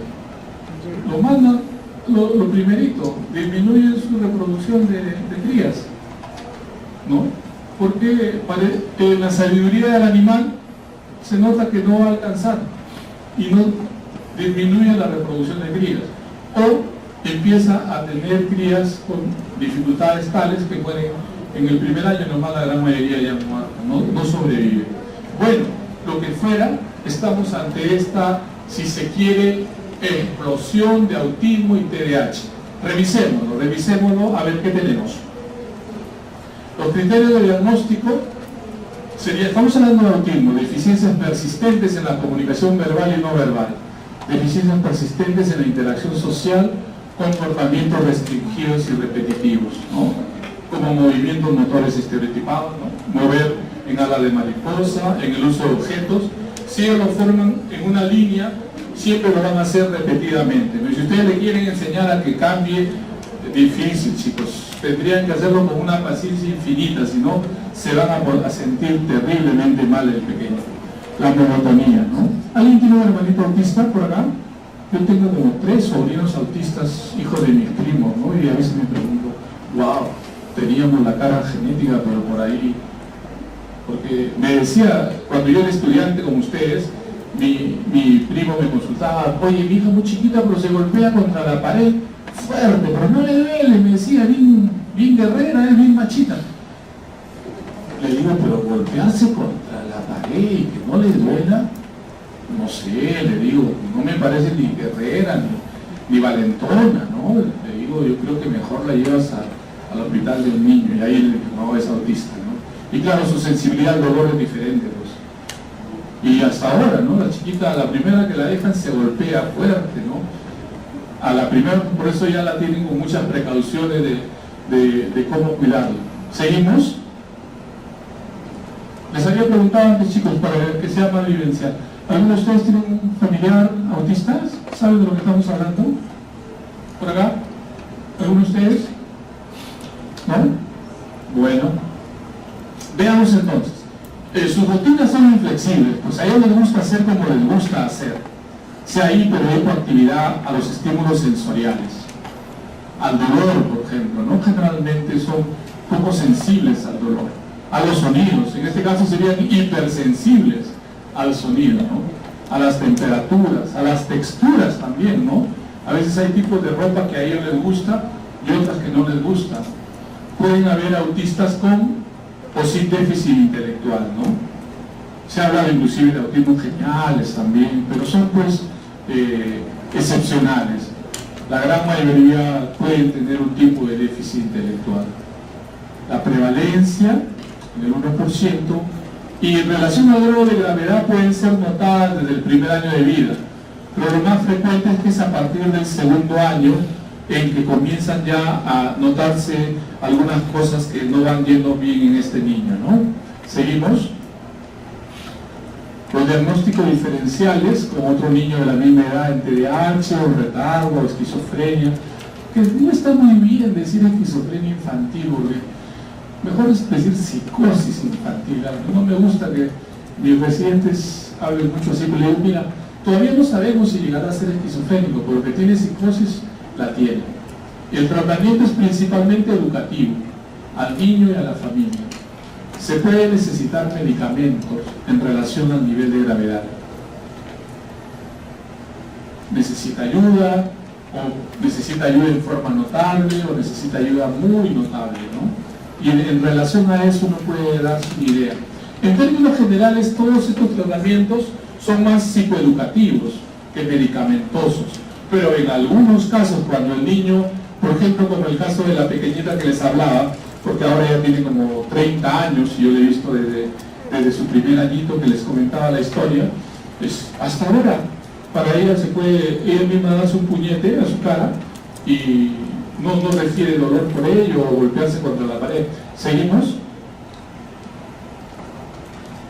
Los factores de riesgo ambientales, la edad avanzada de los padres, ¿no? Lo que dijo nuestro alumno por acá, bajo peso al nacer a veces, exposición fetal al valproato, el famoso Valprax, el jarabito este tan usado actualmente, es el número 1 dentro de los estabilizadores. ¿Se acuerdan cuando vieron bipolaridad? ¿No? El valproato es el número 1 en el mundo para estabilizar. Imagínense si la mamá es bipolar o epiléptica y usa valproato, la exposición fetal al valproato, y ojo chicos, que la bipolaridad está de moda, así que no es muy lejana esta posibilidad. La mamá usa valproato o es depresiva y están asociando a una antidepresivo con valproato, o también la mamá puede tener alguna forma de epilepsia y le están dando valproato y está gestando, ahí sí el riesgo es altísimo. Tanto es que ahora inclusive nos hacen firmar a los médicos el ministerio de que sabemos eso. Quiere decir que si aún así hemos corrido el riesgo, no, pero nos dice, acuérdese de esto, firme este documento, y nosotros firmamos, la dirección envía al ministerio que estamos dados por enterados del daño del valproato en la gestante, del riesgo de daño de la gestante al valproato. Factores genéticos, ¿no? También están acá entre el 30 y más del 90%, se puede dar factores, ¿no? ¿Seguimos? Dentro de la variante del autismo se ha planteado pues el síndrome de Asperger en homenaje a don Hans Asperger, que comenzó a investigar allá por esta década del siglo pasado lo que él llamaba una psicopatía autista, así la llamó, ¿no? Seguimos. Pero pasaron casi 40 años, ya por la década cercano al 80, en que recién se incorpora el concepto de trastorno o síndrome de Asperger. ¿Seguimos? En el CE10. Bueno, unos presuntos Asperger aquí. Dicen Einstein, Mozart, Nikola Tesla, Steven Spielberg. ¿Alguien sabe lo que aportó? Bueno, Einstein ni hablar, ¿no? A Mozart ni hablar. Nikola Tesla, ¿tienen una idea? Excelente. ¿Cómo dices, hijo? Este fue un super genio, este caballerito, ¿no? Eso que ustedes dicen, todo lo que era la energía para los automóviles. Pero también sus conceptos han sido utilizados para la comprensión del universo. ¿Por qué? Porque él llegó a desarrollar el concepto de que no existe el vacío. Nosotros decimos, acá está vacío. Él dice, no, acá no está vacío. Acá existen una especie de telaraña de unidades magnéticas que, claro, no son visibles, por lo tanto no las estamos viendo, y que en el universo no existe el vacío, y por ello, y a partir de ahí se empezó a desarrollar una cantidad de todo lo que es ahora la concepción cuántica de la conciencia y la concepción cuántica del universo. Es decir, increíble es este caballerito Nikola Tesla. Por ahí no sé mucho de él, no soy un especialista, pero me llamó la atención todo lo que pudo haber aportado este estadounidense de origen yugoslavo. Bueno, don Steven Spielberg, ¿no? Lo que le llaman el rey Midas de Hollywood. Seguimos. Él sí lo consideran a Sheldon Cooper, pues el personaje, ¿no? Lo consideran que puede ser un áspero. ¿Por qué? A ver, pasa la siguiente. ¿Por qué? Egocéntrico, falta de preocupación por los demás, falta de empatía y sensibilidad hacia los demás, no sabe cómo demostrar que le importa a una persona, relaciones sociales limitadas, ingenuidad, creo que ahí es al revés, ¿no? Ingenuidad y credulidad. ¿Seguimos?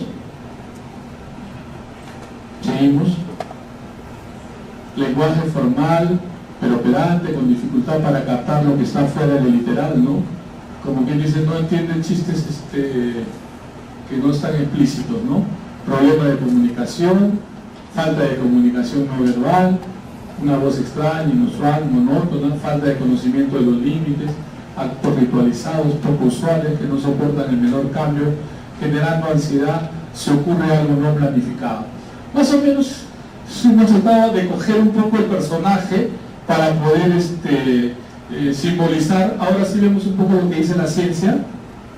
Los criterios de diagnóstico, estos son del 6 y 10, que desde la primera infancia hay estas dificultades, ¿no? Capacidad de autonomía, adaptación y curiosidad por el entorno deben ser adecuados para el desarrollo intelectual normal. Pero los aspectos motores están retrasados, con torpeza en los movimientos en esta primera etapa, ¿no? Presencia de capacidades especiales, ¿no? Dicen que se ponen muy obsesivos aún desde chiquititos, ¿no? Sea por las hormiguitas, sea por los juguetitos. Alteraciones cualitativas en la interacción social. Un poquito que estas alteraciones cualitativas de la interacción social las hemos agrandado cuando hemos visto el personaje de Sheldon, ¿no? Apego intenso y circunscrito a actividades, intereses, conductas repetitivas y estereotipadas. ¿Seguimos? Siempre se ha discutido que el buen Leonel sea una variante de Asperger. Porque ustedes ven siempre, tiene una forma de movimiento con el cuello y una forma de interactuar muy poco comunicativo y lo han planteado así. Bueno, discutible, por eso le puse las tremendas interrogantes. Seguimos. El TDAH, pues ahí sí, este trastorno simbolizado por Daniel el Travieso, tenemos acá al final. A ver, revisamos un poquito. Históricamente no era diagnosticado y a estos niños se les veía como malcriados, incorregibles y perezosos.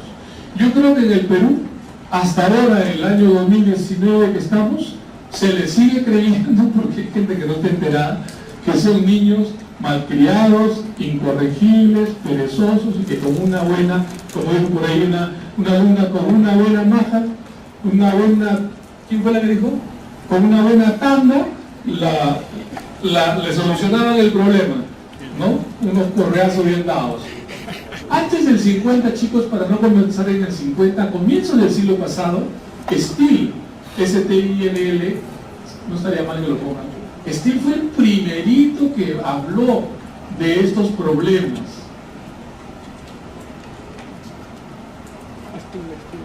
Y por eso le llamaban el síndrome de Still, ¿no? Para este tipo de niños. Después, en la década del 50 ya se hablaba de disritmia cerebral.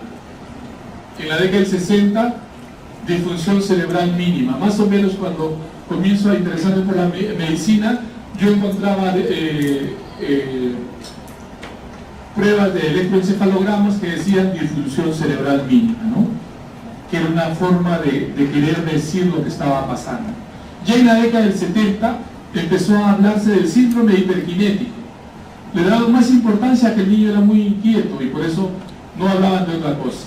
Pero a partir de la década del 80 le empiezan a dar mucho más importancia al déficit de atención propiamente dicho y a la hiperquinesis como podía estar, como no podía estar, pero el déficit de atención siempre está en cualquier forma o variante. ¿Seguimos? Los criterios diagnósticos para el déficit de atención: no presta atención suficiente a los detalles, por eso siempre incurren errores por descuido de sus tareas, ¿no? Y no solamente incurren en errores, sino que si las termina, ¿qué pasa? Ya, al final, aunque sea a la hora X, la termina sus tareas. Y si te toca a tu niño con déficit de atención, ¿qué crees que le pasa? Al día siguiente, mira que tú lo has ayudado hasta la 1 de la madrugada para que presente al día siguiente su tarea. ¿Qué crees que le va a pasar mañana?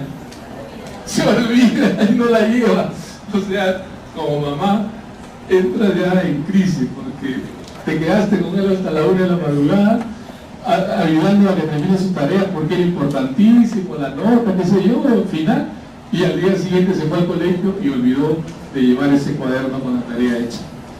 Así que ¿cómo olvida pues la casaca? No sé si se acuerdan de su colegio cuando empezaban a ver todos los que habían olvidado casacas, todos, hay colegios que acumulan todo lo que los niños van olvidándose ahí. Y algunos inclusive se olvidan completamente, a veces nunca más reclaman. Los papás creen que se les ha perdido en el parque o jugando, qué sé yo, y a veces está en el colegio nomás. Y no siempre se identifican porque algunos papás sí le ponen su nombre, pero hay otros que sencillamente se olvidaron la casa. Tiene dificultades para mantener la concentración en tareas o actividades recreativas, ¿no? Si le dicen una lectura prolongada, por ejemplo, ni hablar, no les gusta leer en gran cantidad, ¿no? Parece no escuchar cuando se les habla directamente. Y por eso siempre uno le dice una vez, 2 veces, 3 veces, N veces. No sigue instrucciones, no finaliza sus tareas escolares. Muy bien, ¿seguimos? Tienen dificultades para completarlas porque se aburren fácilmente. Tengan cuidado, chicos. Por ejemplo, acá si se descansan, yo les entendería, si se duermen les entendería, pues la hora es mala, la clase, o sea que está bien, y de aquí también creo que tienen neurología, ¿no? Ah, no se pasa, qué malo. Y de ahí bueno, eso es medicina. Ya os he hecho recordar cuando teníamos que decir, ¿qué hago aquí? Ya, está bien, pero mira, yo el año que viene me puedo jubilar con unos 65, pero la verdad es que me siento feliz.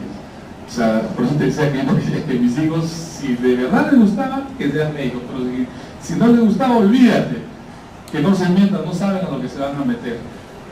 Así que es mejor que te guste y que estés convencido, ¿no? Un compañero de mi promoción terminó la carrera, se graduó y se dedicó a la pintura. Se dedicó a la pintura, ¿no? Y es un buen pintor, no te digo su nombre porque lo vas a reconocer. Con frecuencia extravía objetos necesarios para sus tareas. Se le olvida todo. Se distrae fácilmente por estímulos irrelevantes, sea en el colegio, en la casa. Es pues el típico persona que siempre anda en las nubes, ¿no? Siempre anda en las nubes. No sé cuántos de ustedes andan en las nubes, pero siempre andan en las nubes. Descuida sus actividades diarias, se refiere a aquellas que debe efectuar espontáneamente. Un poquito como que tiende a procrastinar muchísimo también, ¿no? O lo más simple, ordenar su ropa siendo adolescente. El déficit de atención predomina en las chicas, ¿no? Predomina en las chicas. ¿Por qué dices así? ¿Sí? ¿Tienes un poquito de déficit de atención? No, no te aburres de nada. O sea, claro que sí. Claro. ¿Seguimos? La hiperactividad. Esto predomina en los varones de chiquitos, ¿no? Es raro encontrar una niña hiperactiva. En los niños sí se ubica. mueven con exceso las manos, los pies, se retuercen en el asiento, pues como culebra, es decir, difícil. Se levanta en situaciones en que se espera que permanezca sentado, corre, salta excesivamente, en situaciones que es inapropiado hacerlo, ¿no? Una mamá me consultaba por su hijito, pues, que era de la selección de básquet, y me dice, uy, mi hijo vive el básquet intensamente. Ah, le dije, qué bien, señor, qué bien, porque el deporte es siempre bueno para los pequeños. Sí, me dice, como es de la selección, él siempre ha puesto, siempre está saltando y haciendo el gesto del que encesta, ¿no? Saltando y lanzando. Ah, Dios, qué bien, señor. Y cuando lo veo al niño y lo evalúo, le digo, no es que él no pueda ser un buen deportista, pero tiene TDAH. Tiene déficit de atención con hiperactividad. Y claro, canalizaba ello, salte y salte, salte y salte en su casa, ¿no? Y la mamá creía que esos saltos eran porque como era de la selección estaba practicando. Pero no, era que el niño, bueno, típico del que siempre están haciendo algo. Está en continua actividad como si tuviera un motor pues encendido, ¿no? Ahí les están poniendo una gráfica, no sé, mi hija se le ha ocurrido que eso puede representar a un niño que está en movimiento. Seguimos. La impulsividad, la gráfica sí creo que la escogió bien. Responde inesperadamente la impulsividad, ¿no? Antes que se le haya terminado la pregunta ya está queriendo responder, ¿no? Le es difícil esperar su turno, por ejemplo, en una cola, interrumpe a otros en conversaciones o actividades, cruza calles corriendo sin medir el peligro, ¿no? Esto sí es grave, ¿no? Un niño con déficit de atención e hiperactividad en todas las formas es impulsivo, en todo, la impulsividad. Y entonces puede correr riesgos. Pues si a este niño tú le dices, vamos caminando por el borde de la azotea, él va a decir, a ver, otro niño diría, no, me da miedo, me puedo caer, ¿no? A un niño hiperactivo usted le dicen eso y él también lo quiere hacer. Juegos bruscos, ¿no? Casi siempre, a veces cuando el niño juega, como no controla todavía su nivel de fuerza y es impulsivo, si juegan a la chapada, pues él coge a alguien y le da un empujón que lo lanza contra la pared y puede el papá quejarse, pues, ¿no? Con razón que a su hijo lo han golpeado, pero no es que él sea agresor. En términos generales, no es un niño. Los chicos TDAH, nunca vamos a ver algunas características, estamos viendo lo malo. Pero por si acaso, si alguien que puede ser leal y fiel, olvídense. Un TDAH no lo va a mencionar nunca. Seguimos. A ver, vamos a ver. Tipo de TDAH. Presentan variantes clínicas, ¿no? Uno, el que tenga los tres criterios, pues, ¿no? Déficit de atención, hiperactivo e impulsivo. Otro donde predomina la hiperactividad y la impulsividad es más frecuente en varones, ¿no? Y predomina el déficit de atención, ¿no? Es más frecuente en las niñas, que están en las nubes, parece que están atendiendo en la clase, pero en realidad su alma está por todo el universo. Vaya uno a saber. Y estas niñas pues pasan desapercibidas, ¿no? Como son muy inteligentes, en realidad captan la clase del cole y al toque y responden, incluso nunca la jalan. Pero de hecho que es por ser muy inteligentes que captan, pero no están poniendo la atención requerida. Entonces cuando ya estudian cosas como la nuestra, a pesar que tienen coeficientes altos, se dan cuenta que ya cosas tan complejas como esto en medicina, y varios de ustedes me han dicho allá en el hospital que tienen TDAH, ¿no? Entonces ya empiezan a tener problemas, pues ya empiezan a tener problemas. Prevalencia 5% en niños, y cuando se es adulto persiste. A ver, seguimos. Antes de los 5 años es difícil, es más identificable en el inicio de la escuela primaria. En la adolescencia se le confunde pues con las conductas antisociales propias de un adolescente, como peleas, consumo temprano. Normalmente los chicos con TDAH son los primeritos que quieren probar todo, ¿no? Le dicen alcohol, a ver, para probar, se acercan, piden, insisten. Inclusive alguien le dice, no, todavía no, tú estás muy niño. No, para ver. O sea, su impulsividad es mayor que el riesgo que están, no saben el riesgo que están corriendo, ¿no? En la vida adulta generalmente disminuye la hiperactividad.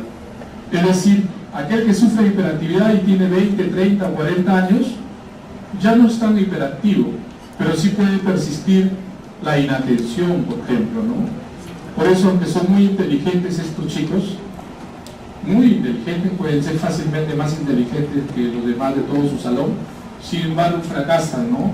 Entonces ellos pueden ver gente de su promo que ellos le ganaban fácil en el cole, pero que todos han terminado carreras, son abogados, ingenieros, y él sigue, empezó una carrera, la dejó, empezó otra carrera, la dejó, empezó otra carrera, la dejó, ¿no? Por sus dificultades de mantener atenciones sostenidas. Entonces, eso hiere mucho su autoestima y pueden entrar en estados depresivos. Dice, generalmente son niños muy sensibles. Bueno, ¿qué sensibles? Hipersensibles son estos niños, ¿no? Los TDAH. Leales. Muchachos, les decía que lealtad, olvídense. Si van a una fiesta y hay riego de bronca, lleven a su pata que es TDAH. Miren, aunque los demás se corran, ese no se corre, está claro. Vienen a buscarle bronca a ustedes, él se queda a su lado. Y le entra y ahí recibirá golpe o golpeará, pero ese no lo abandona, no lo abandona. Son muy leales. Respuesta paradójica a la temperatura. A veces está en invierno y puede estar sin zapatos en la casa, sin zapatos, ¿no? Y la mayólica pues es fría también en invierno. O en verano ustedes lo ven con un casacón, con un polerón, y dicen, oye, es verano. Sin embargo, él está contento con su polerón. Sin ninguna respuesta paradójica a la temperatura, ¿no? ¿Seguimos? Los factores de riesgo: peso bajo al nacer, consumo materno de drogas, cigarros, alcohol, todo. Genéticos. Se dice que casi el 50% el papá o la mamá también tienen TDAH. Y hasta ahora me pasa, pues tengo más de 30 años ejerciendo la profesión. Veo, me dicen, mi niño le han dicho que es TDAH. Y yo le pregunto al papá o a la mamá, ¿y quién de ustedes es TDAH? Yo, no, ¿y usted? No. Aparentemente dicen que no, porque claro, ellos también están por los 30 o 40, y luego les digo, no, usted es TDAH. Me empiezo a dar cuenta que uno de los dos también tiene déficit de atención. Pero mire, le he preguntado una cosa y me ha respondido otra, ¿no? Entonces, sí, siempre me ha pasado eso en el colegio. Te decía que en las chicas el problema no es tanto de hiperactividad, sino de atención. Seguimos, factores de género, más frecuente en el sexo masculino, consecuencias funcionales. Esto sí es terrible, chicos. Esto ya es cercano a una tragedia. Les decía que por inteligentes que sean estos chicos, wow, la vida los puede golpear muchísimo, muchísimo. Bajo rendimiento escolar, disminución del rendimiento laboral, casi siempre van bajando con los años, los sacan de los trabajos y cada vez hacen trabajos de menos paga. Y claro, ellos se sienten geniales, se sienten inteligentes, pero nadie los va a aguantar, pues sí, que no cumplen con llegar a la hora, se acuestan muy tarde, levantarse temprano les cuesta muchísimo, aumento de los conflictos interpersonales con los papás, con la mamá, porque ¿quién lo soporta, no? Luego con los amigos, con los hermanos, con la pareja, mayor riesgo de consumo de sustancias, por lo que ya les dije, mayor riesgo de conductas antisociales, mayor riesgo de sufrir lesiones. Claro, no le digo que a estos chicos les gustan los deportes extremos, los deportes de aventura, lo cual no está mal, ¿no? Pero bajo con una cierta inteligencia también, pues. Mayor riesgo de ansiedad y de depresión, de sufrir bullying, o de ellos estar siempre, si están bulleando a alguien, fijo que por ahí hay el TDAH liderando el buleo, ¿no? Suicidio, ni hablar, el riesgo es alto de ellos porque se deprimen mucho. Seguimos. Los diagnósticos diferenciales, bueno, sobre todo antes de los 10 años, pues con un niño con negativista o desafiante, un niño ansioso, un niño depresivo, un niño bipolar. Ahora ya hay cohortes de investigación. Antes, para hacer bipolaridad se hablaba mucho a partir después de la adultez. Ahora aquí Fiscalía tiene cohortes de investigación en niños de 7 años, 8 años, 9 años, en que no es que sean bipolares, sino que tienen antecedentes genéticos de bipolaridad y ya tienen ciertas conductas disruptivas. Entonces aquí Fiscalía está tratando de perfilar si ya puede investigarse que estos niños van a ser bipolares. Y en segundo lugar, hay comorbilidad, también con bipolares. O sea, uno puede ser bipolar con comorbilidad TDAH, bipolar con comorbilidad TOC, ¿no? La comorbilidad del TDAH con los trastornos de ansiedad, porque pueden tenerla, depresión, también con consumo de sustancias, que a veces más va por consumo de sustancias. ¿Cuál es el problema por el chico de 17 años? Entonces dice, es alcohol, está consumiendo alcohol, o está consumiendo marihuana. Pero luego uno investiga, y su problema es que en verdad se siente mal, tiene mucho disconfort, está deprimido. Y sigue investigando, y está deprimido porque siempre se ha sentido pues como el patito feo, ¿no? Y resulta que era un TDAH o un TDA. De manera que hay que arreglar paso por paso, ¿no? El problema del alcohol, el problema de la depresión que estaba subyacente y el problema del TDA o TDAH que estaba más subyacente todavía, ¿no? Seguimos. La evolución. Dice que no desaparece ni en la adolescencia ni en la adultez, como ya habíamos dicho, ¿no? Y habíamos subrayado que la hiperactividad sí tiende a disminuir bastante, pero el déficit de atención e impulsividad a persistir. Temor a la medicación. A veces los papás prefieren usar cosas como flores de Bach, medicamentos alternativos, y no quieren usar el Ritalin, el metilfenidato, porque a veces leen que ahí que puede tener interacción con su crecimiento. Son temores normales, pero uno tiene que explicarle con paciencia que peor es condenarlo a un niño al fracaso, pues, ¿no? El sentimiento de culpa de los padres, casi siempre los padres se culpan por ti, mi hijo es TDAH. Yo digo, señora, que su esposo no sea el mejor papá del mundo, o qué sé yo, a sacar los pies del plato mientras usted estuvo gestando, en fin, mil y un variantes. Le digo, pero no es razón para eso, porque esto es genético, ¿no? Así que no lo culpa a su esposo, o viceversa, ¿no? El esposo culpando a la esposa, ¿no? Sí, que tú no te cuidaste en el embarazo, que tú eres por aquí, por allá, y por eso mi hijo nació así. No, le digo, no hay a quién culpar, ¿no? Y concepto del niño índigo. Bueno, esto entra en una percepción. ¿Alguien sabe el concepto del niño índigo? ¿Tienen una idea de qué estamos hablando? Para los que les gusta leer esoterismo, o les gusta leer cosas de cuánticas, o de la avanzada de la New Age, se ha dicho, cuando les pregunté por qué tantos niños TDAH ahora, hemos visto alternativas. Hay concepciones de que estos son los niños del futuro, de que la sociedad está evolucionando y que estos son los niños del futuro, mucho más activos, mucho más sensibles, mucho más inquisitivos, mucho más leales, aunque tienen las dificultades que hemos mencionado. Y a esta nueva concepción le llaman los niños índigo, los niños del futuro, los que van a reemplazar a las generaciones. Les decía que en mi generación, cuando hace más de 40 años que era un niño en el colegio, encontrar un niño con TDAH era rarísimo, y ahora pues es al revés, ¿no? Sobran los niños con TDAH. Si es que fuera este concepto, no sé, chicos, les digo, les transmito a ustedes que es parte de las concepciones que se tienen de interpretar la realidad. Los tratamientos con el metilfenidato, la atomoxetina, hay psicoterapias propias, la sociedad, no se llama sociedad, la Asociación Peruana de TDAH, ¿no? Papás que se unen para ayudar a sus hijos, educación, coaching. Seguimos. Los casos representativos de TDA combinado, ¿no? Un niño de 11 años que tiene pues los tres componentes, ¿no? La distraibilidad, la hiperactividad y la impulsividad. Seguimos. Esta niña de raza afroamericana que plantea el predominio de déficit de atención, y que este déficit de atención dice que nadie en su casa no lo preocupaba porque la mamá se identificaba que ella también había sido así, ¿no? Seguimos. Entonces estas niñas este muchacho con un alto coeficiente intelectual, yo quería representar, no con él porque no es su foto, pero a veces tenían chicos de muy alto nivel económico que me decían, pues, ¿no?, su dolor de que todos sus amigos, su promoción se han alejado de ellos porque han ido avanzando, y que ellos, que eran niños muy inteligentes, admirarlos por su inteligencia en el cole, y ahora tienen 30, 40 años y se sienten absolutamente fracasados porque aún gente que ellos hasta menospreciaban por poco inteligentes son abogados, ingenieros o médicos, y sin embargo ellos no han avanzado.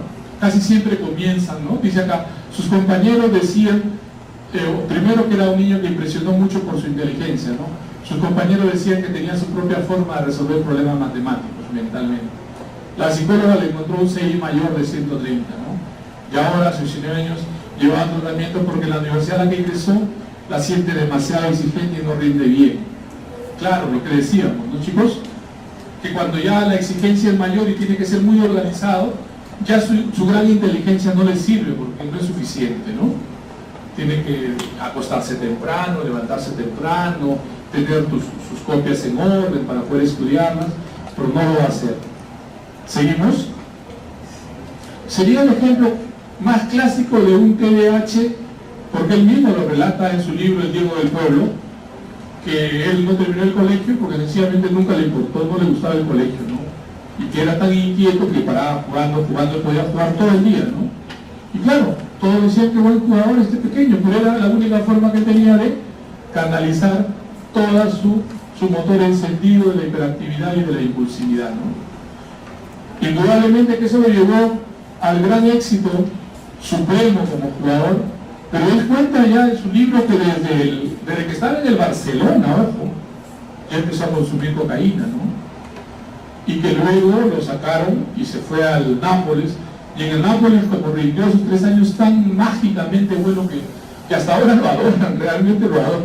La habitación que él ocupó en el hotel donde estuvo, nada han vuelto a alquilar en ese hotel. La gente va en peregrinaje para saber a quién vivió Maradona, porque él dejó todo. Él se fue en la noche, abandonó todo y dejó muchas cosas de él ahí. Pues no te puedes llevar en tu maleta todo. Y él simplemente ni siquiera se llevó su maleta. Como hombre rico que era cuando tuvo el problema, porque él decía, yo ya consumía en cantidades, pero ¿qué hacía? Llevaba mi bolsita de agua en mi calzoncillo. Entonces cada vez que me señalaban para que dé muestra de orina, yo mientras tomaba la muestra de orina le echaba agüita, ¿no? Hacía caer la agüita y entonces siempre estaba diluida. No me cansaba hasta que después ya lo obligaron a hacerlo delante de alguien que lo estaba mirando fijamente, ¿no? Entonces ya no hubo manera en que él pasara piola. Le costó su matrimonio, se fue 5 años primeros a Cuba para sanarse de la cocaína, pero después que dejó la adicción a la cocaína, ¿qué adicción empezó a tener? Ahí la tienen, ¿ve? No, marihuana, ya, se está en cocaína, ya olvídate. Ahí lo tienen, al cigarro, al tabaco. Andaba con sus puros que no los dejaba para nada. Lo sanaron, se volvió a ir a Cuba y lo sanaron de nuevo de la adicción a los puros. Pero en Cuba se produce buen ron, empezó a tener problemas de alcoholismo. Se volvió a ir a Cuba, ¿no? Aparte de las cubanas, ¿no? Y lo sanaron de la adicción al alcohol. Y de ahí que empezó a desarrollar, ¿se acuerdan? Problema de alimentación. Él tiene 3 bypass, 3 operaciones del estómago para tratar de reducir su impulso de comer. No sé si se acuerdan de un Maradona, bueno, para la próxima promo, le voy a poner la foto de Maradona regordete, pero ya no tenía ni cuello, ¿no? Y como no es tan alto, mide 1,70 m creo, sería mi talla, se veía mucho pues el peso que tenía, ¿no? De manera que ha ido pasando por todas las adicciones a bien y por haber. Su impulsividad es mucha y tienen que dirigirla de alguna manera. ¿Seguimos? La TDAH diagnosticada al azar, ¿no? El doctor Armando Filomeno en su libro plantea que estando por la sierra, el doctor Armando Filomeno en su libro sobre el TDAH plantea que yendo por la sierra se encontró con una niñita que era muy simpática, pero muy inquieta, y al toque se dio cuenta que era déficit de atención con hiperactividad. Pero el problema era pues que en la sierra, si conseguir acá Ritalin, ningún médico puede recetar Ritalin. Yo no puedo recetar Ritalin, por tanto. Porque para recetar Ritalin, ¿qué tendría que tener? Tienes que ir a registrarte en la DIGEMIT con un recetario especial. Tu recetario de tu hospital no sirve para que te vendan Ritalin, el famoso metilfenidato. Entonces a veces Por años, claro, iba todos los años y ya sacaba mi recetario, pero después ya no tanto, ya le digo, ya que te vea tal persona, ya, o dile que me dé tal su receta. Y se imaginan en la sierra, ese recetario no hay, y tampoco el medicamento hay, ¿no? Lo que descubrió este neurólogo, que no necesitó cuestionario para diagnosticarla, pero le recetó Ritalin, pero ese medicamento no existía en ninguna ciudad de la sierra peruana. Muchachos, estamos hablando de ciudades grandes de la sierra peruana, pero sencillamente no es tan fácil, y los médicos mismos no tienen ni siquiera ese bendito recetario que es aparte de los recetarios normales. Seguimos. Sigo Páez. Ella relata, la gran campeona olímpica, la máxima medallista olímpica, tuvo varios 10, ¿no? en su performance. 10 es dificilísimo de sacar, que ella es TDAH, ¿no? Y que dentro de ella sí era hiperactiva, y que dentro de ello pues la dirigieron a la gimnasia, y miren hasta dónde llegó. Terminamos. Y también acá un niño, pues, que él mismo relata en su libro que, habiendo sido diagnosticado de TDAH, el doctor le recomendó a la mamá que lo lleve a hacer algún tipo de deporte. ¿Seguimos?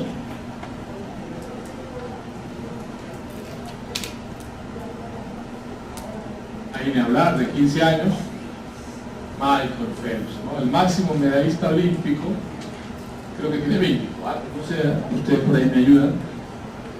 24 medallas de oro, siendo un niño de TDAH, escrito en su libro lo que le pasó con este diagnóstico. Seguimos, creo que terminamos. Hay otros trastornos del neurodesarrollo, las dislexias, las discalculias, los trastornos de lectura, de lenguaje. En fin, como ven, chicos, es un campo amplísimo. He tratado de sintetizarle en la hora en el horario que nos han dado, para poder transmitirles algo para ustedes.